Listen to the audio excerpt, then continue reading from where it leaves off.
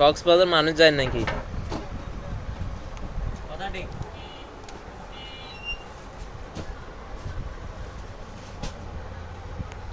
আমার থেকে কক্সবাজার ভালো লাগে না।